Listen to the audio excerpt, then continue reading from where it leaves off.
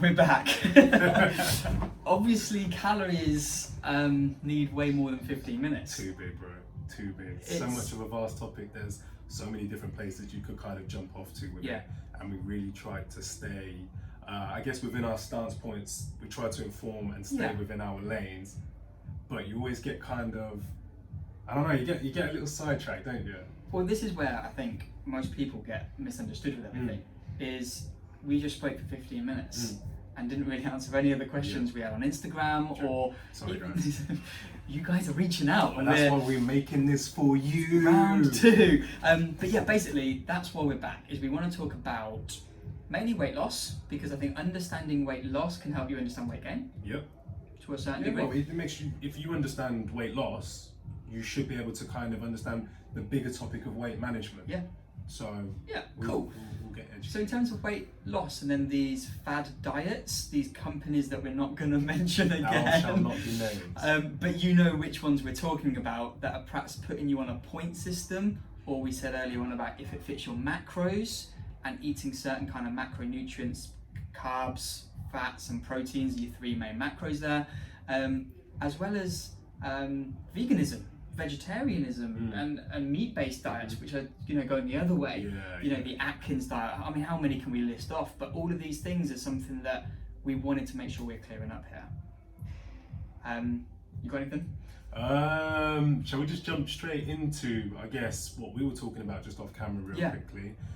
Especially when it comes to things like diets. Let's just talk about what they asked us, companies that we can't let's just call it diets, right? Every time we say the word diets, we may be on about something what ain't actually diets, but okay.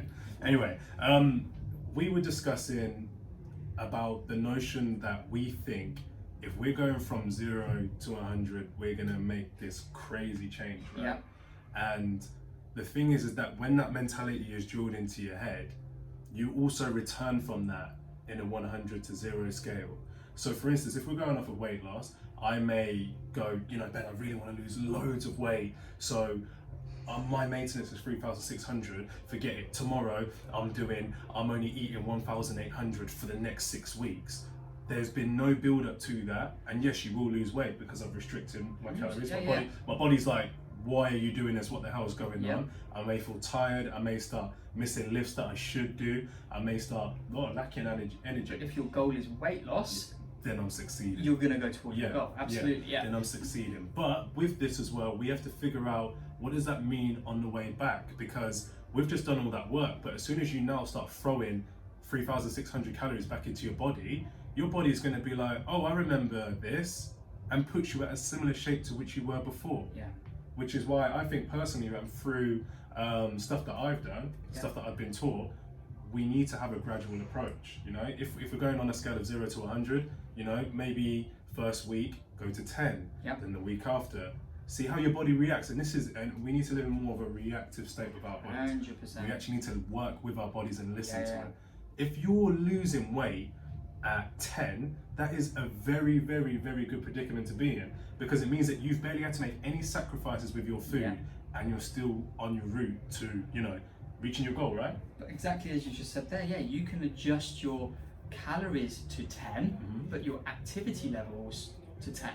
And both of them is then adding to 20, which is a small change on each side, yet more calories out, less calories in, sort of double whammy. And it's not a huge drastic change. Do you think education needs to be higher with the general public? Yeah, and to be honest with you, I think sometimes I used to have, I think it was PSHE or something at school. Yeah. And we used to learn stuff that, in all honesty, I'm not trying to slay anything here, but I don't use any of that, and I would have appreciated probably stuff like this. We have obesity issues and stuff like that, and I can't help but think that if we did educate each other and the youth really about the effects of calories, and I think that's really important. Just food and nutrition in general. This is something that we do day in and day out without even thinking about it. It's like breathing. We need to do this, but our knowledge really lacks on it, to the point I remember as a kid, I was asking a family member, I was like scooping all this like hot chocolate powder into one cup, and I was like, will this make me fat? And I like he replied to me and was saying, no, you're not there's no real calories in it or something like that. That's a lie. It's like mainly sugar. Yeah. And the more because and it more was I a added powder, it was totally misunderstood that it was full of calories. Yeah.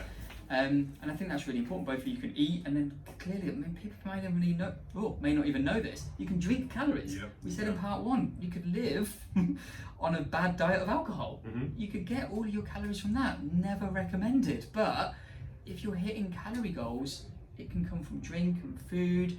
And it's that build up, isn't it? I think that's really important. We touched on it. Like if you're 88 calories over on one day, it does not mean for that week you're going to be further on a balloon, again. basically. Exactly. You're not going to be a balloon. You know, or you're fat not going to gain or weight gain takes time. That's it. So just to round that off quickly in terms of fad diets and diets in general, that's our only issue, isn't it? It's how fast you get there and what mentality it drills into you. Absolutely. You know, the sacrifice that sometimes a lot of people are making when they do these diets is not really necessary for the weight that you need to lose. Yeah.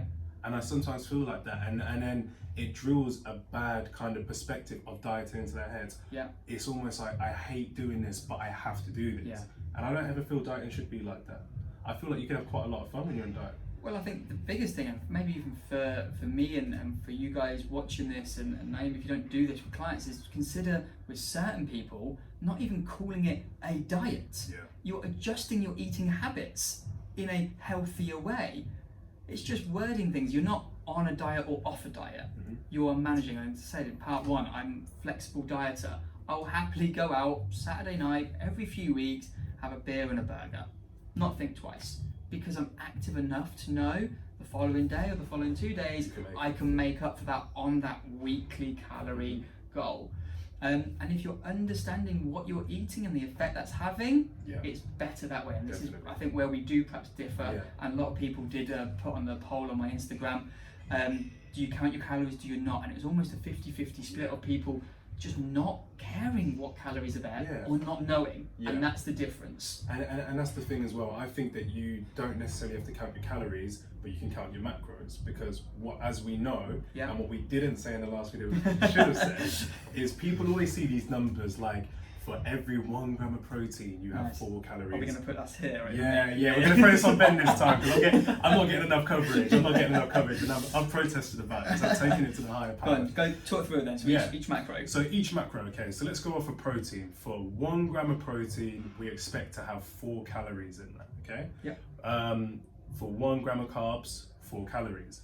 For fats, 1 gram of fat, 9 calories. So when you twice as much. Yeah, well, it's over, isn't it? Yeah. It is, it's over.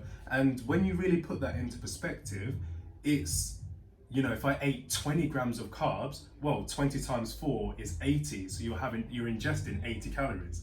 Quick maths, right? Quick maths. You know?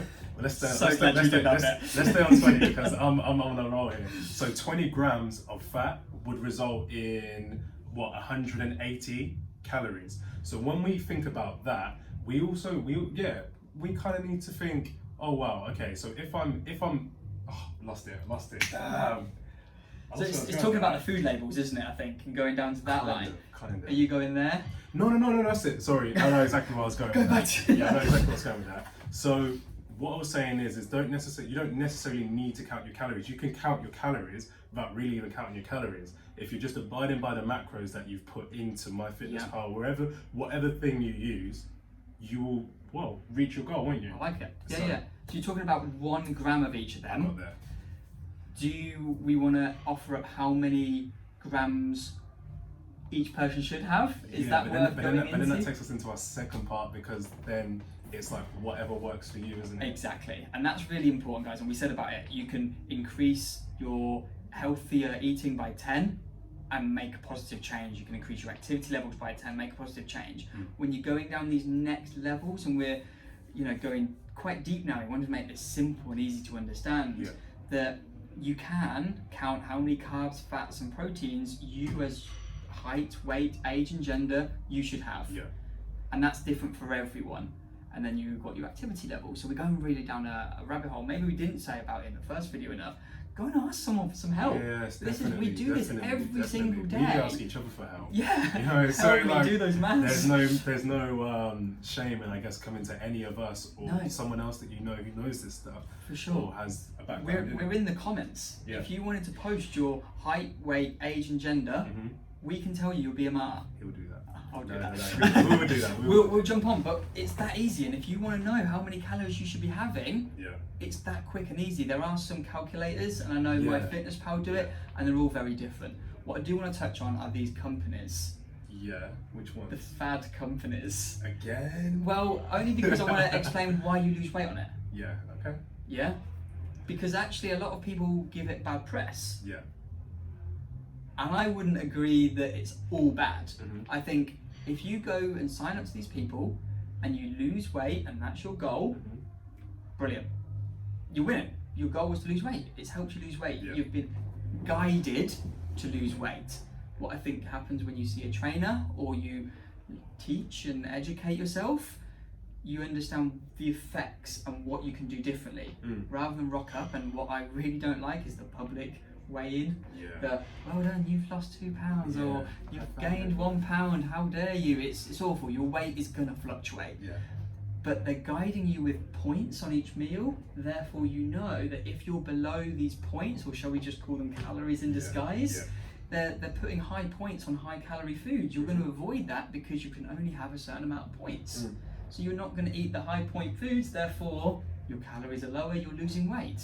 Calorie restriction. Calorie restriction, and that's pretty much everything, isn't it? Calorie restriction word that just like that beams up in the middle. So calorie restriction, we can talk about these companies, we can talk about the Atkins diet, the high protein, low fat, the high carb, low, whatever it is. I haven't even it doesn't matter. Whatever thing's going on and about Yeah. is all calorie restriction or macronutrient restriction, therefore those calories per gram. Making sense? That's making sense to me. Good. Hopefully it makes sense to you guys, because they can be helpful and they can guide you. If you're totally in the dark about calories, you can hear it's taken us both nearly 30-minute videos to try and get some kind of sense. Exactly that. But and this is simplified, by the way. This is kind of simplified, but also it goes down to our chats, and we said about in the very first video that we ever did, is we go off down these tangents just because we're talking our mind about these topics. So again, in the comments, if you did want to put your BMR goals on there, we can work that out for you. But any other direct comments about calories, what is good or bad, and we don't like using those words, so to speak, because everything is good in the right amounts. But it's what's right and suitable for you. And if you can get on top of the calories, you're going to win, and you can be like Naim and manage your calories at 3,600 every day and know you're gaining or maintaining. I know you're maintaining or gaining or whatever it is. Exactly, you can monitor that. You can go down to 3,000 and go, oh, it's been a bit of a bad day, but I know I'm below. That's it. You can then counterbalance that. For me, flexible dieting, eating as I like, which is a nice way to be. Hopefully that's helped out. You got anything else to add? Just a quick disclaimer on calculating and calculations. They are calculations. So even if you do get a number that's not your live by number, it's maybe something just a bit around it. It could be like 50 calories above, 50 calories under. And this is what we say, one size does not fit all. And it's the same with these calculations. What calculation we churn out or what you find out may not suit you. You may find out, it's giving me a rough idea, and this is how they should be used, right? To be used as a rough idea. Like 100%. I found the number to mine, and I've slowly approached there and found out mine was actually slightly higher than the calculation it gave me, but that's fine. And I did that by learning how my body reacted to things. I was like, oh, I'm still not gaining any weight. Okay, now I've gained some weight. So it's probably like 50 calories back. 50 calories back, I'm maintaining, that's cool. And we need to almost be like scientists ourselves.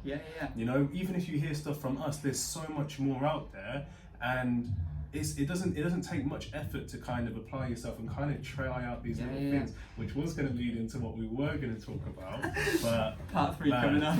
Tangents, baby, tangents. And I think that's the big thing. A lot of what we're ever going to talk about in all of these videos is going to be generally speaking. And that's why when we have someone sat in a consultation, it is about them. And these videos can't be about you watching this. You need to kind of take what we're saying and branch out. Test it, test it, test it, test it. Excellent. We'll finish there. All done for Part today. 2. Wow.